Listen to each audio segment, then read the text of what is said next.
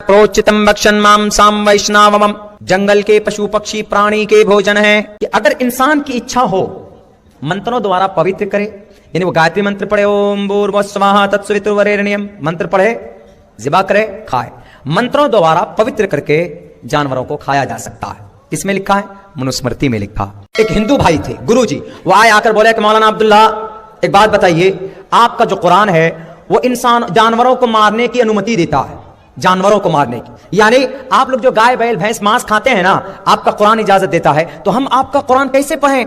आपके कुरान के अंदर तो जुल्म की बात कही गई है, जानवरों के ऊपर जुल्म की बात है, तो हम आपके कुरान को आई डोंट एक्सेप्ट। क्योंकि कुरान के अंदर कहा गया उहिल्लत लकुम बहीमतुल अनाम, जानवरों को मारो, कुरान में कहा गया, उनको खाओ। तो जीव हत्या कुरान में कहा गया, तो कैसे कुरान को माने? और आप बोलते हो कि कुरान सबके लिए हुदल लिन्नास, सबके लिए हिदायत है, तो कुरान तो कहता है कि जानवरों को मारो, कैसे हम उस कुरान को माने और आप जानवरों को खा जाते हो? हमने कहा कि भाई आपका ऐतराज जो है वो कुरान पर है, मानता हूं इस बात को, लेकिन हमारे कुरान में ही उहिल्लत लकुम बहीमतुल अनाम, कुरान में सिर्फ ऑर्डर नहीं है बल्कि और भी ग्रंथों में इसका ऑर्डर है। बोला कौन से ग्रंथ? हमने कहा आपकी ग्रंथ में ऑर्डर है। आपकी ग्रंथ कौन सी? मनुस्मृति। हमने कहा कि भैया अगर मैं कुरान पढ़कर उनको समझाऊंगा तो कुरान पर तो एतराज किया ही है, उनका जो ग्रंथ वो पढ़कर सुनाया जाए उनको। तो हमने उनका मंत्र पढ़ा, प्रोचितम भक्षण मांसाम वैष्णवम, इंसान पशु पक्षी, अगर कोई इंसान मांस खाना चाहे, मुसलमानों आप जब कोई जानवर ज़िबा करते हो तो बिस्मिल्लाह पढ़ते हो ना, बिस्मिल्लाह पढ़कर आप ज़िबा करते हैं, यानी बिस्मिल्लाह पढ़कर उसको पाक करते हैं, तब उसको खाते हैं ताकि वो पवित्र हो जाए, अपवित्र ना हो। तो इस मंत्र में क्या क्या? प्रोचितम भक्षण मांसाम वैष्णवम, जंगल के पशु पक्षी प्राणी के भोजन है। पशु पक्षी, पशु पक्षी, पशु मालजाल, गाय भैंस को पशु बोलते, पक्षी परिंदा, प्राणी मतलब इंसान, प्राणी मतलब जानवर नहीं, इंसान, प्राणी के भोजन मतलब खाना है। जंगल के पशु पक्षी प्राणी के भोजन है, यह कहा गया कहां पर? मनुस्मृति में। अब हमने उसमें लिखा है शुरू में कि अगर इंसान की इच्छा हो मंत्रों द्वारा पवित्र करे, यानी वो गायत्री मंत्र पढ़े, ओम भूर्भुवस्सुवः तत्सवितुर्वरेण्यम मंत्र पढ़े, ज़िबा करे, खाए। मंत्रों द्वारा पवित्र करके जानवरों को खाया जा सकता है। किसमें लिखा है? मनुस्मृति में लिखा। जैसे हमारा कुरान, हमारी हदीस, हमारी शरीयत की किताब, ऐसे हिंदू भाइयों की मनुस्मृति। हमने ये बात जब उनको सुनाई, सर नीचे करके चला गया। अब बताइए, सर नीचे करके तो चला गया वो, लेकिन जो बात कुरान में है वही बात मनुस्मृति में है कि नहीं? इसीलिए कहा जाता है कि मनु जी जो थे, मनु जी महाजल पलवान वाले मनु, हिंदू भाई मानते हैं महाजल पलवान वाले को। महाजल पलवान मतलब बड़ा सैलाब वाला, और बड़ा सैलाब किसके जमाने में आया? हजरत नूह अलैहिस्सलातु वस्सलाम के जमाने में। 950 साल तक इस धरती पर रहे वो, अल्लाह तबारक व तआला की वहदानियत का प्रचार किया, लोगों को बताया कि लोगों शराब मत पियो, लोगों को बताया कि लोगों सूद मत खाओ, लोगों को बताया कि लोगों मूर्ति को मत पूजो, बेजान है ये मूर्ति को, पत्थर की देवी देवताओं को मत मानो, क्यों? इनके अंदर कोई जान नहीं, कोई हिम्मत नहीं है। इनके सामने रखा हुआ जो मिठाई है, लड्डू, चूहा आए लड्डू लेकर भागे तो लड्डू को भी रोक सकता वो मूर्ति, तो तुम्हें कैसे फायदा और नुकसान पहुंचा सकता है? हजरत नूह ने बहुत समझाया, तो हजरत नूह की बात नहीं मानी, बहुत दिनों तक दावत और तबलीग करते रहे, सिर्फ 82 लोगों ने उनकी बात मानी, सिर्फ 82 लोग ईमान लाए। लेकिन बहुत से लोग गांव समाज के होते हैं ना, अगर कोई अच्छा काम करो आके क्या कहेगा, यही आया बहुत बड़ा अच्छा काम करने वाला। उस वक्त हजरत नूह अलैहिस्सलातु वस्सलाम तबलीग कर रहे थे, अल्लाह के पैगाम को समझा रहे थे, लेकिन लोगों ने मजाक उड़ाना शुरू कर दिया। लेकिन जब उनको तंग कर दिया हजरत नूह अलैहिस्सलातु वस्सलाम को, तो अल्लाह तबारक व तआला ने उनको कहा, कहनो तुम कश्ती तैयार करो, इसलिए कि इस धरती के ऊपर जुल्म बढ़ चुका है, जालिम लोग बढ़ चुके हैं, अब इनको दिखाना पड़ेगा, अब ये अपने किए की सजा, अपने किए का मजा चखेंगे। ये जब ये कश्ती बना रहे थे तो लोगों ने इतना परेशान किया कि जब ये कश्ती बनाकर घर जाते थे, सुबह आते थे तो जो कुफ्फार लोग थे, जो मुशरिकीन लोग थे, कश्ती पर बैठकर टॉयलेट कर देते थे, बाथरूम कर देते थे, पखाना करके आ जाते थे। इतना तंग किया, इतना परेशान किया। जब कश्ती बन गई, बनने के बाद अल्लाह ने कहा वफारत तन्नूर, वफारत तन्नूर, देख लेना एक वक्त ऐसा आएगा कि तुम्हारे तन्नूर से पानी उबलना शुरू हुआ। पानी उबलना जब शुरू हो जाए तो अपने मानने वालों को, अल्लाह के मानने वालों को कश्ती पर सवार कर लेना। 82 लोग थे। जब पानी उबलना शुरू हुआ, वकील या अर्ज़ बुलई माअकी व या समा वक़ली वग़ीज़ल मा वक़ुज़ियल वस्तवत वक़ुज़ियल अम्र वस्तवत अलल जूदी वक़ील बुअदन लिल क़ौमिज़ ज़ालिमीन। अल्लाह के नबी थे वो हजरत नूह अलैहिस्सलातु वस्सलाम ने अपने तमाम मानने वालों को उस कश्ती के ऊपर सवार किया और जोड़े जो माल जाल थे उनको भी सवार कर लिया।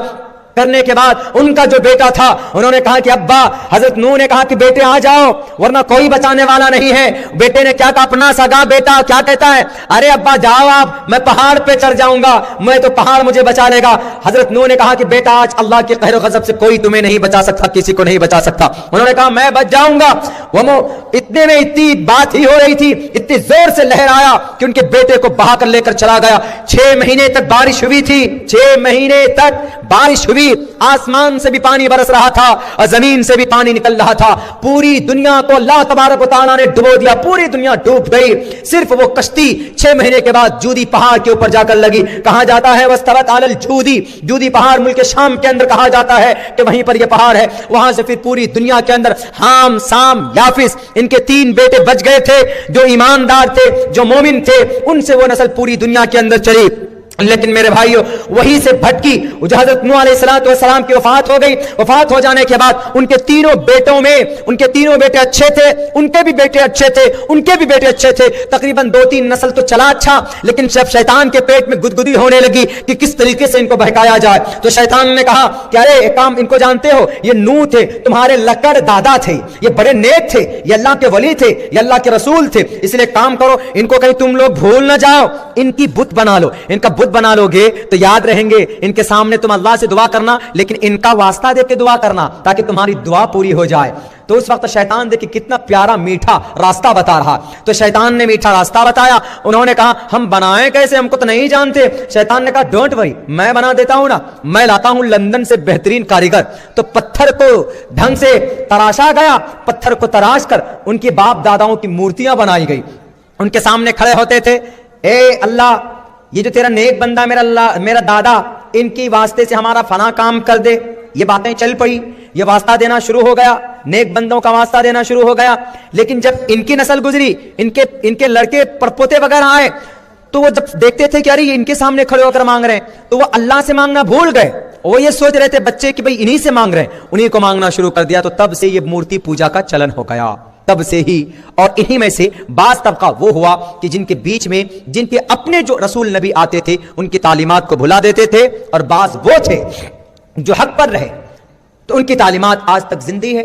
हमारे यहां भी इसीलिए हमारा इस्लाम अभी तक जिंदा है, क्योंकि हमारे यहां तालीम दी जाती है कुरान की, शरीयत की, हदीस की। तो ये सिस्टम पढ़ने पढ़ाने की इन बरकत की वजह से, उलमा की मेहनत की वजह से आजकल हम लोग उलमा को वो इज्जत की निगाह से नहीं देखते जो उनको होनी चाहिए, देनी चाहिए। हिंदू भाइयों में देते हैं, हिंदू भाइयों में तो वो मकाम देते हैं अपने गुरुजी को, साधु संतों को, हालांकि वो सही नहीं होते। क्यों सही नहीं होते? इसलिए कि वो अपने अपने पाठशाला के अंदर, अपने अपने धर्मशाला के अंदर औरतों को बुलाते हैं, उनके साथ रेप करते हैं। किया कि नहीं किया? गुरमीत सिंह राम रहीम कहां गया? जेल में गया। और आसाराम बापू कहां गए? जेल में गए। बहुत बड़े परमात्मा बने बैठे हुए थे, भक्त गुरुजी बने बैठे। आज तक आपने सुना कि कोई भी इमाम साहब या कोई भी मदरसे का मोहतमिम ने किसी बच्ची के साथ नाजायज हरकत किया हो? आज तक नहीं सुना होगा आपने। क्यों? क्योंकि ये ईमानदारी के साथ आपके बच्चों को तालीम देते, जो सही बात है कुरान में वो बताते हैं, हिंदू भाइयों में नहीं बताते। वरना हिंदू भाई ये जो मनुस्मृति लेकर भटके हैं, ये हम उसी मनुस्मृति में 50 मंत्र और श्लोक ऐसे हैं जो मैंने अल्लाह की वहदानियत पर, धर्म के नाम पर दंगा ना होने पर हमने निकाल निकाल कर बताया, लेकिन ये लोग नहीं बताते हैं। हालांकि साफ तौर पर लिखा हुआ है गीता के अंदर, तस्मात् शास्त्रम प्रमाणम ते कार्य अकार्य व्यवस्थितो ज्ञात्वा शास्त्र विधानोक्तम कर्म कर्तुम अर्हसि ये शास्त्र विधेमुत्सृज्य वर्तते काम कार्तान्न स सिद्धिं वाप्नुति न सुखम न पराम गतिम। ये लोगों, शास्त्रों की बातों को मानो, क्योंकि शास्त्रों के अंदर अच्छी बातें कही गई है। तुम किसी ऐरे गहरे की बात मत मानो, तुम किसी लाल बुजक्कर की बात मत मानो, तुम किसी योगी बाबा की बात मत मानो, कि तुम किसी ढोंगी बाबा की बात मत मानो, बल्कि तुम बात मानो किसकी? शास्त्रों की बात मानो। शास्त्रों की अगर बात मानते तो शास्त्रों में क्या लिखा? ये लोगों, अल्लाह एक है, कम्मा ब्रह्मा द्वितीयो नास्ते नैना नास्ते किंचन। शास्त्र में क्या लिखा है कि ये परमेश्वर, हम भक्ति किसकी करें? तो शास्त्रों में लिखा है तस्य ते भक्तिवान से श्यामा, ये परमात्मा हम तेरी भक्ति करते हैं। न तस्य प्रतिमास्ति सनाम महदशा, ये परमात्मा हम तेरे किसी जिस्म की भक्ति नहीं करते, हम तेरे निरवकार की भक्ति करते हैं। हे परमात्मा हम जिंदगी कैसे गुजारें? अपने मोहल्ले के अंदर क्या हिंदू मुस्लिम के नाम पर लड़ाई करे, तो परमात्मा क्या कहता, नहीं, अहिंसा सत्यम करो दस्तयाग शांति रपैशुनम दया भुरेश्वलोत्तम हीरे चापलाम। गुस्से को कंट्रोल कर लो, झूठ मत बोलो, रिश्वत मत खाओ, प्यार मोहब्बत से रहो। अगर कोई दुष्ट आ जाए, अगर कोई राक्षस आ जाए, उसके सामने एकदम बिल्कुल सीना तान कर खड़े हो जाओ। ईश्वर हम अपनी बेटियों को कैसे रखें, अधे पश्चिमों पर संतनाम पादको हर माते कौशल्प को माओ, बेटियों को कहो कि वो पर्दे में रहे। ईश्वर क्या हम नमाज भी पढ़े, हाँ साष्टांग करो, कैसे करो, प्रथमाधार का सीधे खड़े हो जाओ, धियो दीदी मुझे दूसरे नंबर पर झुक जाओ, तृतीयानंद कोटला कार्य तीसरे नंबर पर कुंडली मारकर बैठ जाओ, चतुर्थ देवचंद्र का चौथे नंबर पर थोड़ा झुको, पंचम बिंदु संयुक्ता आखिर में बैठकर तैयार दरूद शरीफ पढ़ो। किसमें लिखा है? शास्त्रों में लिखा। लेकिन ये बात बताएंगे नहीं, क्यों? वो सोचेंगे कि ये सारी बातें तो कुरान की है, जो बातें कुरान से टकराई उनको उठाकर फेंक दो। कुरान में क्या था? अल्लाह एक है, तो उन्होंने कह दिया कि हमारा विष्णु भी हमारा परमात्मा, हमारा शिव भी परमात्मा, हमारा ब्रह्मा भी परमात्मा। होते होते इतने परमात्मा की 33 करोड़ परमात्मा, इंद्रम परमात्मा, विष्णु परमात्मा, मित्रा परमात्मा, वरुण परमात्मा, सारे परमात्मा, यानी फरिश्तों की भी परमात्मा बना दिया, फरिश्तों को भी खुदा का दर्जा दे दिया। क्यों? दुश्मनी। ये मुसलमान है, टोपी वाला है, इनके ग्रंथ में जो बात है मैच नहीं होना चाहिए, अलग करो, अलग करवा दिया, वरना नहीं, बिल्कुल भी नहीं। ये जो बोलते हैं कि श्री रामचंद्र जी का भव्य राम मंदिर निर्माण करेंगे, करिए। श्री रामचंद्र जी ने किसी इंसान पर कोई जुल्म किया है? आज तक नहीं किया है। श्री रामचंद्र जी, श्री कृष्ण जी ने किया है? उन्होंने भी नहीं किया। वो अलग बात है कि श्री कृष्ण जी थोड़े अय्याश टाइप के थे, तभी ने 1623 बीवियां रखी उन्होंने शादी करके, वो अलग बात है। लेकिन जुल्म नहीं किया उन्होंने किसी पर। मर्यादा पुरुषोत्तम सत्यवती राम रामाय नमः। यह गनीमत है मेरे भाइयों कि आपके बीच में आपके उलमाए किराम हैं। आज हम उलमाए किराम एक एक बात आपको खोलकर बताते हैं, आज हम उनको इज्जत नहीं देते हैं। यह एहसान है उलमाए किराम आज हमारे बीच में हमारी दीन को, शरीयत को बता रहे, वरना गुमराह हो गए हिंदू भाई। क्यों गुमराह हो गए? उनका जो धार्मिक गुरु है वो सही बात नहीं बता पाते, बिल्कुल नहीं बता पाते। जैसे यही एक मंत्र है, धर्मो रक्षति रक्षतः, धर्म की रक्षा करो, धर्म तुम्हारी रक्षा करेगा। एक जिन्यून किसी हिंदू भाई से पूछ लीजिए, वो नहीं बता पाएगा। इसका मतलब क्या? उसका मतलब तो यही है कि बस तीर तलवार त्रिशूल लो और दिल्ली की गलियों के अंदर मुसलमानों को मारो काटो, धर्म की रक्षा हो जाएगी। अंग्रेज आया, हिंदू खतरे में नहीं पड़ा। 1000 साल तक मुस्लिम बादशाह रहे, हिंदू खतरे में नहीं पड़ा। अभी 6 साल से हिंदू धर्म खतरे में पड़ गया।